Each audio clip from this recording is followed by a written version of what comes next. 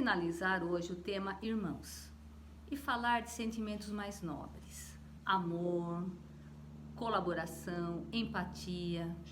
Mas a gente precisa entender que esses sentimentos eles são mais elaborados, que no início da vida a gente não ama, não odeia, não é empático.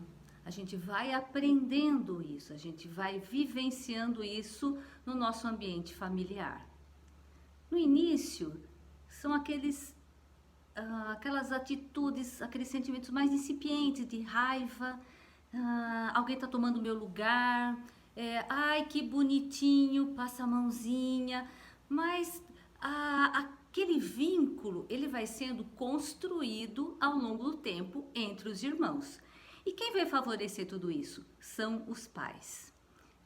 E depois, o ambiente que eles vivem também pode dar uma ajudinha, né, para que favoreça sentimentos bons ou ruins.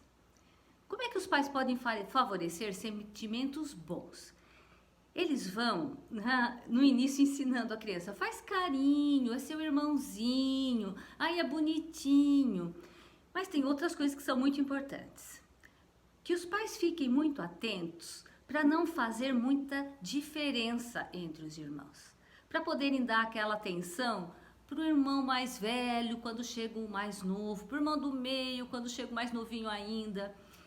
Porque algumas vezes os pais se identificam mais com um dos filhos do que com o outro e tendem a ficar mais próximos, a conversar melhor, a elogiar mais. Então os pais têm que ficar muito atentos. Não que isso não aconteça, não possa acontecer. Sim, né? Às vezes a gente se identifica mais com um do que com o outro. Mas a gente não pode se esquecer que a outra criança sente. E a gente precisa também olhar para ela, tentar perceber que ela, sendo diferente daquilo que a gente é, o que a gente gostaria que fosse, poder olhar e perceber as características e as diferenças como algo positivo. Uma outra coisa é o temor dos pais quando os filhos se fortalecem entre eles.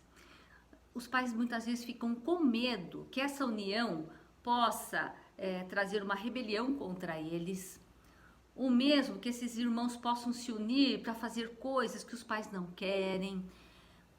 Olha, inúmeros motivos para que os pais fiquem temerosos dessa união dos filhos. E o que eles fazem, às vezes inconscientemente falando? Eles tentam separar os irmãos. Eles fomentam a discórdia, eles falam mal de um para o outro. Muitas vezes isso nem é percebido. Uma outra coisa importante é que a falta de um dos pais pode fazer com que os irmãos se unam mais para se protegerem. Ou a falta de ambos. Muitas vezes pode acontecer que ambos os pais faltem na vida da criança, não só por morte, por separações, mas por uma distância afetiva. E aí os irmãos podem se unir, mas eles se unem em nome de uma falta e não em nome de um amor que eles estão sentindo da parte dos pais. Então é muito importante a atitude dos pais perante os filhos para que eles possam desenvolver sentimentos mais nobres um pelos outros. Como o amor quando eles já forem maiores, porque eu já disse, o amor é uma construção, a empatia, a solidariedade e a compreensão.